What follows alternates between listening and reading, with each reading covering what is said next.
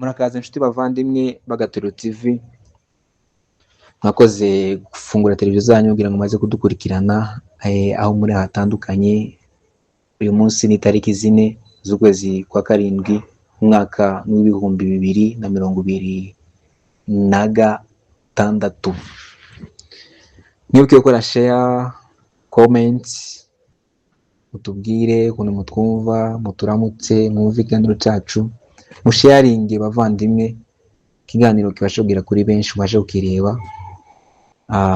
Usibye kureba gusa, mugezeho ibitekerezo byanyu. Ibitekerezo byanyu birakenewe bavandimwe, ibitekerezo cya buri umwe wese. Comment ni mwebwe dukorera, ni mwebwe turabakozi banyu, tubashakira inkuru aho bishoboka, tube turi tayari ngo tubamenyeshe amakuru ku isi igenda yinjira mu bintu, niko amakuru agenda aba menshi ku isi. Kandi ikintu cya mbere buriya ni amakuru. Iyo udafite amakuru buriya uri sous-informé, niko Abafaransa bavuga ngo sous-informé. Kuba sous-informé ni ukuba uri munsi byite gute abavandimwe, tumukaza sous-informé, tumukaza mu sous-informé. Uzakora uburiki ushaka kubura amafaranga, birumvikana. Bura amafaranga wenda ejo uzayabona. Perezida Kagame bigera kumubaza ikibazo, aramubaza ngo se bwana perezida, ni ikihe kintu wabura mu buzima bwawe kumva urahungabanye? Kagame yasubije umunyamakuru, icyo gisubizo naragikunze cyane kandi kimpa gutekereza. Twica gisubizo yamusubije, arambwira ngo ikintu ntuzambura nkumva ndahungabanye nka perezida, ikintu mbura nkumva ndahungabanye pe ngo ni amakuru. Rero nawe nimba uza wicara udafite amakuru buri ube ujya witekerezaho, uvuge vraiment ngiye kwicara nta makuru. Buri ikintu cy'ingenzi cyane muri ubu buzima tuba dukeneye, buriya ibintu tuba dukeneye mu buzima, buriya amakuru naco ni ikintu kiba cy'ingenzi cyane. Tugomba kumenya ko tuba dukeneye amakuru. Arakenewe cyane cyane cyane, kuko ugenda ushaka amafaranga, ugenda ushaka ibindi n'ibindi, ubumenyi, uzebuka gushaka n'amakuru nayo. Tukaza wicara udafite amakuru y'igihugu, amakuru y'aho utuye. Reka mbagire inama inshuti bavandimwe badukurikira. Buriya ari ikintu cy'ingenzi buriya mu gitondo. Iyo ubyutse mu gitondo hari ikintu ugomba gukora. Ibintu bibiri by'ingenzi ugomba gukora mbere uko usohoka mu nzu iwawe, by'ingenzi. Turetse ibintu by'amasuku, kuba wikoreye isuku umubiri wawe, kuba iby'amasuku tubireke, ariko ibintu bibiri by'ingenzi ugomba gukora. Ubyutse mu gitondo ugomba gusenga Imana, ugasenga Imana, ukavuga Imana ushimwe ko wongeye kunyereka izuba, kandi ugashima Imana, ukazamura ikiganza ukavuga data himbazwa. Icya kabiri ni amakuru. Genda kuri social media, genda ku Gataro TV. Byabyutse gutera sinobangiye kubyuka ejo kuri Gataro TV, nizere ko subscribe bizakorohera. Ejo Gataro TV rero amakuru yabyutseho, uje n'ahandi ku binyamakuru bigiye bitandukanye, umenye ukuntu isi yaramutse. Buriya bizagufasha kugira ngo ujye uri sure neza ko ahantu ugiye bimeze gute. Haragiye ushaka kuza ugasanga wasohoka hanze ugasanga hari manifestation, hari imyigaragambyo. Muri Afurika turaziranye. Muri Afurika uzi igihugu ukamusanga wenda wabyutse umeze neza, ukamusanga muri quartier ngo hara kwa runaka wenda nk'umuturanyi wacu bibye, abasore bigaragambije bafunze imihanda. Rero udafite amakuru buriya ushaka kugenda ugasanga uye mu gitero ngo ugize ikibazo. Ariko iyo ushaka amakuru uzumenya abantu byagiye, abavandimwe ku ruhande, abaturanyi babyutse gutya, quartier tukwegeranye byagenze gutya, nyine amakuru ukaba umeze neza. Okay, cyo byatuzinduye uyu munsi. Dufite byinshi byatuzinduye, karagaciyemo nyine kubaga gutegera amakuru, ariko tuyoganira ku ngingo minota mike cyane tubonye, tarenze mike ishoboka. Tubavandimwe cyako tubageze ikiganiro biri gucicikana ku mbuga nkoranyambaga cyangwa ibiri kuba nonaha ku itariki 4 z'ukwezi kwa karindwi umwaka w'ibihumbi 2026.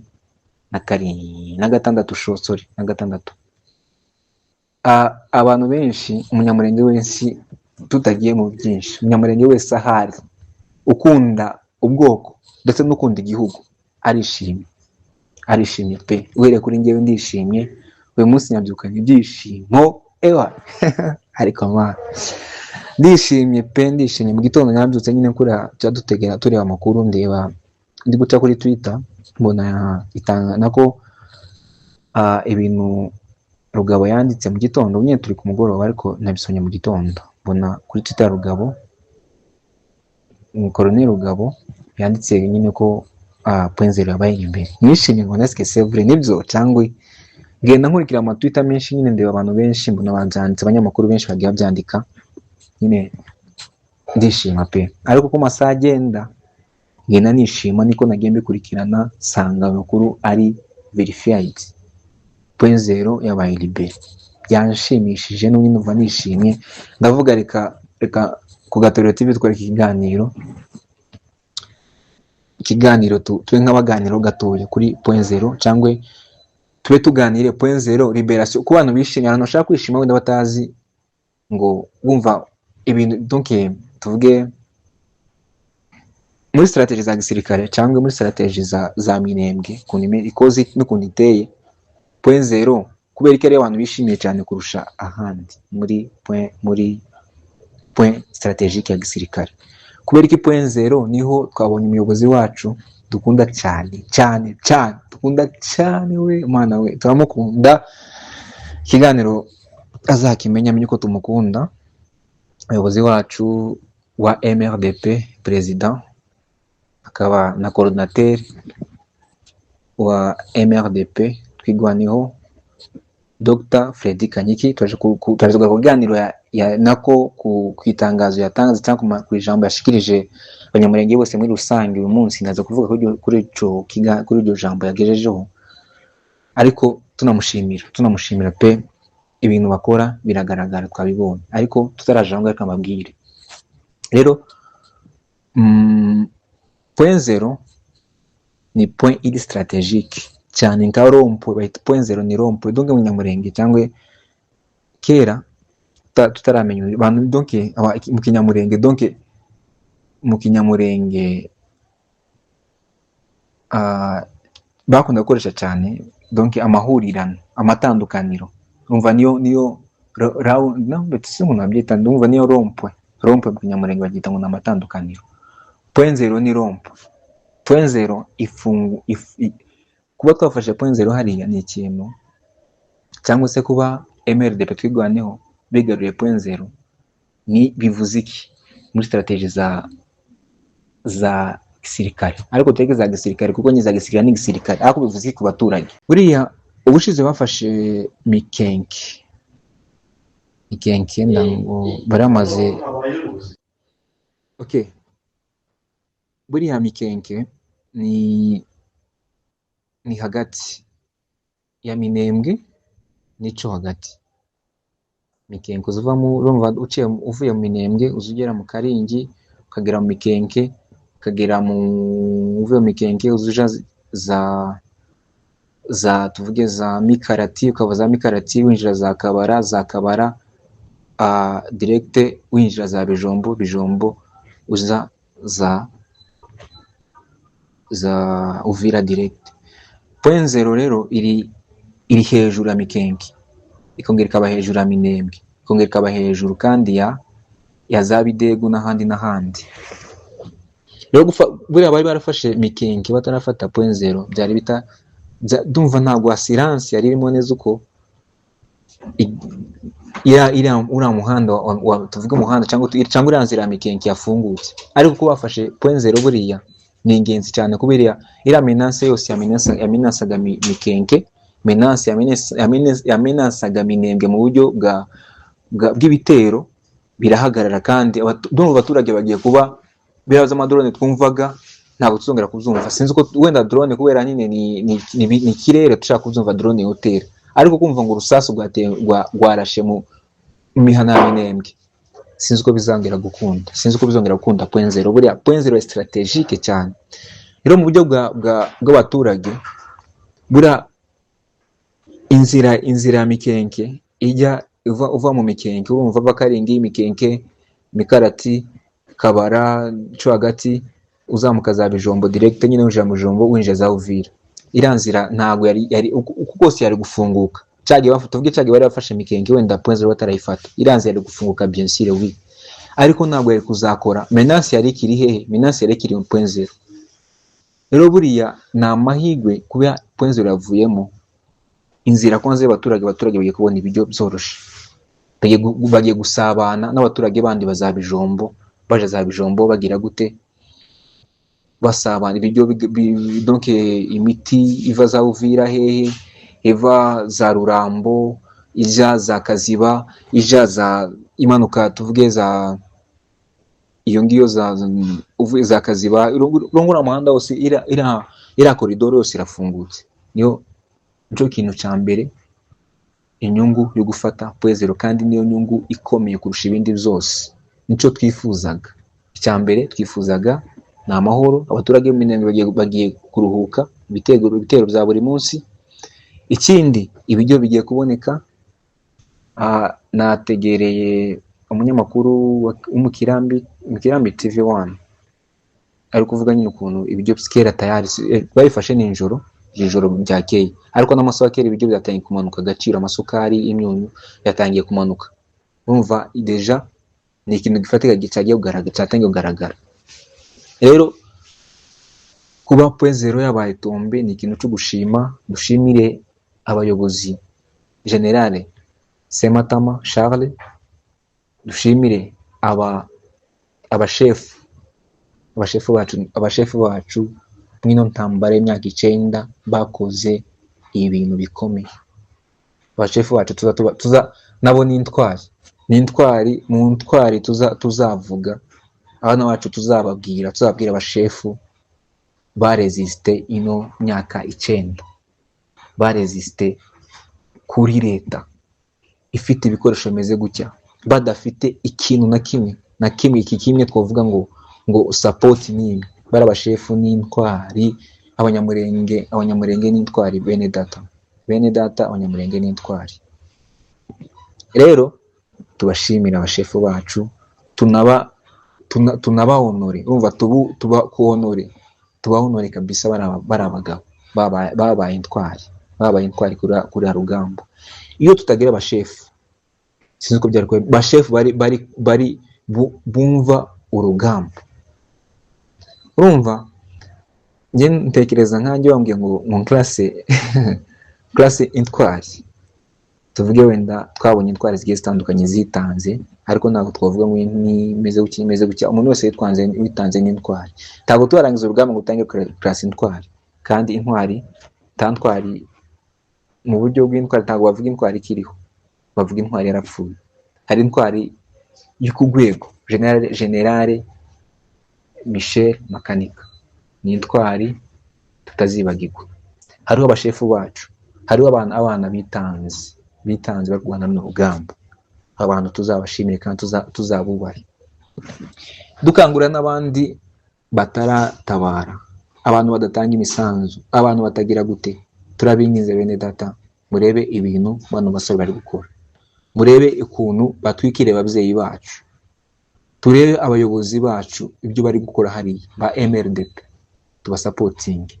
Namba dufite imbaraga, icyo ufite cyose, uri muri Amerika, uri muri Afrika, uri muri Aziya, uri muri Oceania, sinzi aho ubushobozi bwose ufite, gira icyo ukora ku bwoko bwacu muri kino gihe turimo, muri rugamba turimo.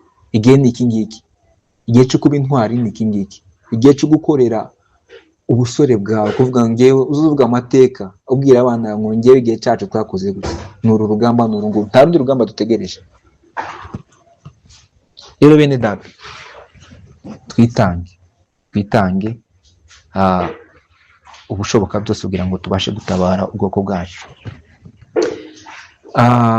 Icya kabiri mu kiganiro cyacu, point ya kabiri, ni ku ijambo rya President coordinateur adjoint wa AFC M23 tuyigwaneho, Bwana Dr. Fredy Kanyiki. Ijambo yagejeho uyu munsi abanyamurenge abakangurira gutaha. Bene da bavandimwe banyamurenge dukunda, naje ndi umunyamurenge kandi naje ndi sindi kure muri Kongo ariko ndi hafi iwacu, dutahe. Abayobozi bacu batanye kuduhamagarira gutaha. Impamvu bari kubitubwira suko abayobozi arico bari kudutegurira. Igihugu cyacu ntago kizubakwa n'abapfuye, kizubakwa n'abariho. Ntago kizubakwa n'amateka, kizubakwa na president, tuzubakwa n'ibyatambutse, kizubakwa n'abariho twebwe uyu munsi. Kuko tubyumva habaye libere, uyu munsi Minembwe yabaye libere, umunsi Minembwe irahumeka, Mikenke irahumeka, Marundi Memema irahumeka, za Bidego zirahumeka, za Karingi zirahumeka. Rero ni bande bazijamo? Bavandimwe b'Abanyamurenge, babyeyi, basore, abana ndetse n'abandi bose nimuze dutahe. Abayobozi bacu batanya kudukangurira gutaha. Nta kindi twakora uretse gutaha. Nta kindi turi gukora mu mahanga. Igihe ni cyo gutanga kubaka igihugu cyacu. Tugendeye mu mateka ya Isiraheli mu gihe cy'intambara ya kabiri y'isi muri mirongo 48 imantibeshe, Abanyesiraheli bari baratatanye ku isi hose, muri Allemagne, muri France, muri Amerika ndetse no muri Ethiopia, hano hafi ahangaha muri Afrika. Bari baratatanye pe. Igihugu cya Isiraheli ntago cyabagaho. Iyo novuga ngo Isiraheli ntago cyitwaga Palestine, ariko bakoze mobilisation baravuga ngo tugende cyo kubaka igihugu cyacu. Batangiriye A0. Twebwe dufite amahirwe ko dufite ababyeyi bacu bari hariya. Abanyesiraheli nta mubyeyi n'umwe bari bariyo wasanga yateguye. Ariko twe dufite ababyeyi, dufite amatongo yacu, twavuga ngo kwa runaka, kwa Rutaganda, kwa kwande. Ibo nta kwande bari bafite.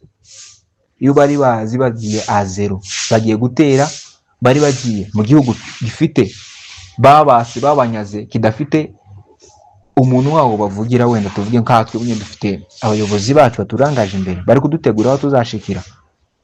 Ariko twe ntabwo ari yo turimo. Twe dufite iwacu. Ibo nta wabo bari bafite bitwa ngo ni wabo. Twe dufite iwacu, dufite igihugu cyacu, dufite abayobozi bacu. Ari twe gutaha kwacu kuroroshe murebe ukuntu ugera ku muyobozi wawe uri hafi aho ngaho, akontakte buri buryo gutaha nyine bwabaye mobilisation yatangiye mu buryo abantu bagomba gutaha. Wegere mugenzi wawe, wegere umuyobozi wawe wa mituwalite ahantu utuye, azokuyobora uburyo ugomba gutaha, azokuyobora uburyo uzaganira n'abayobozi bacu bari mu gihugu, batuyobore kugira ngo abantu bashe gutaha. Cyo ni ikintu perezida wacu yagarutseho cyane. Itangazo turaje kugaruka mu makuru yacu y'umukanya, tuze kubaganiriza, tubabwire ibyo yavuze neza, tuzinjire mu mizi neza. Ariko cyo dukanguriye no gutaha twese bavandimwe banyamurengekazi, urubyiruko rw'Abanyamurenge, bana b'Abanyamurenge batwumva, murebe dutaha iwacu.